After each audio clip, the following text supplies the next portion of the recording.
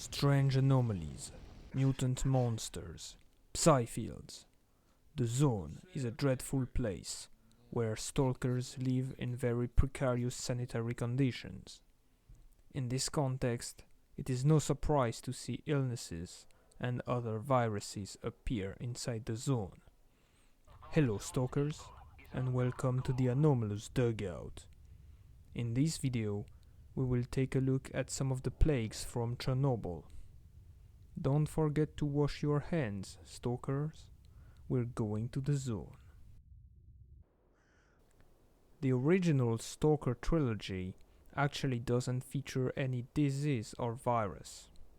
However, it is known that it was worked on during the development of Shadow of Chernobyl. Indeed, mutants, such as rats, that are very effective to carry and spread infections, were supposed to appear everywhere in the game.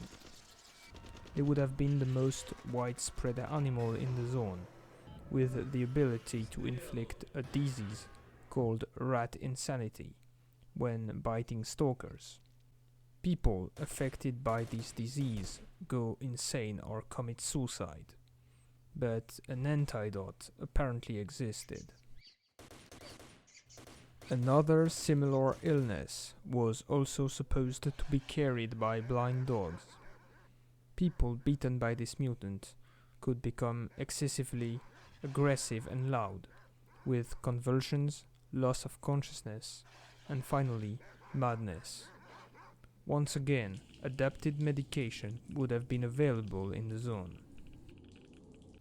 The design documents also mention the fact that people could become sick from eating poisoned food, an idea that was reused in many Stalker mods.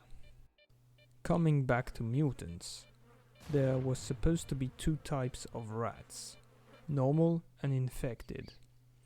The infected rats are laboratory rats that broke out of their cages. They are bigger and stronger than normal rats, and would have been able to infect other rats, making them more aggressive and dangerous. It is possible that this idea led to the creation of the rodent, a creature that, unlike the rat, made it into the final game. Another huge thing that was cut from the game is a virus that was supposed to appear in an unknown city.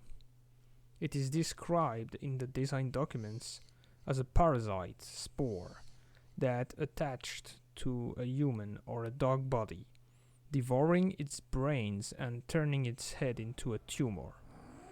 It is written that the parasite would have been able to use some of the skills of the body it controlled, as well as the ability to shoot a cloud of parasite spores in order to transmit the disease.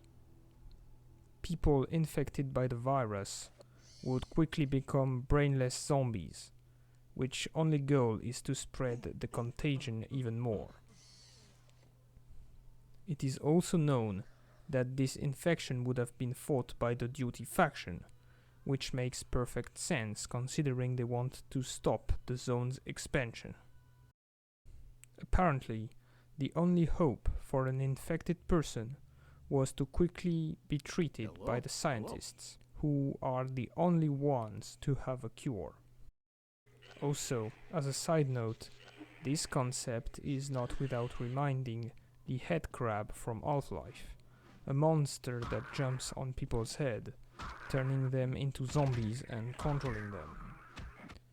The origin of this virus is unclear, but since it was to appear in an unknown city, we can guess that this place is actually the Dead City, a map that was cut from the final game.